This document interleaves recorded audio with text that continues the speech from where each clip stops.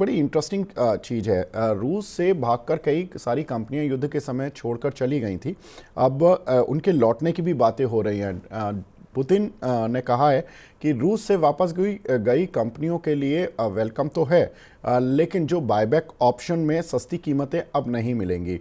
हुआ क्या था उस समय पर, जब रशिया यूक्रेन का युद्ध शुरू हुआ था तो बहुत सारी मल्टीनेशनल कंपनीज रशिया छोड़कर चली गई थी और उन्होंने कुछों ने तो ऐसी ही एसेट छोड़ दी और जो भी वहाँ के लोकल बिजनेसमैन थे उनको औने पौने भाव पर अपनी कंपनी का वो जो पर्टिकुलर वेंचर था वो बेच दिया था। कुछ कंपनियों ने क्या किया था कि एक बायबैक ऑप्शन रखा था कि उन्होंने एक सस्ता दाम कोट कर दिया और कि ये हम अभी आपको इस प्राइस पर दे रहे हैं, लेकिन 3 ईयर 6 ईयर्स के बीच में हम इसी प्राइस पर वापस भी आपसे ले लेंगे। जो आपने 3 या 6 साल रन करने में पैसा बनाया वो आपका।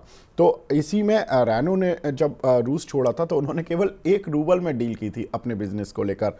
अब डील के तहत उनको जो ऑप्शन दिया गया था वो ये था कि 6 साल के अंदर आपको अपना बिजनेस बायबैक करना होगा, वरना ये डील नल एंड वॉइड हो जाएगी। अब 6 साल से पहले ही वो अपना हो सकता है कि बिजनेस वापस लेने की कोशिश करें, लेकिन रशिया के राष्ट्रपति ये कह रहे हैं कि जो बायबैक ऑप्शन था वो इजीली सस्ते रेटों पर नहीं मिलेगा। दैट मीन्स कि रैनो को कुछ तो लॉस उठाना पड़ेगा।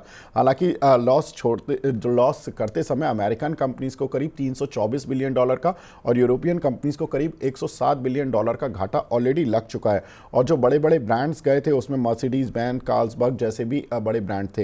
हालांकि प्रॉक्टर एंड गैम्बल, पेप्सिको और मॉन्डलेज का रूस में अभी भी कारोबार है। उन्होंने कहा था कि हम ह्यूमन ग्राउंड्स पर रशिया के लोगों की मदद करते रहेंगे, खाने पीने की चीज़ें उनको मुहैया कराते रहेंगे।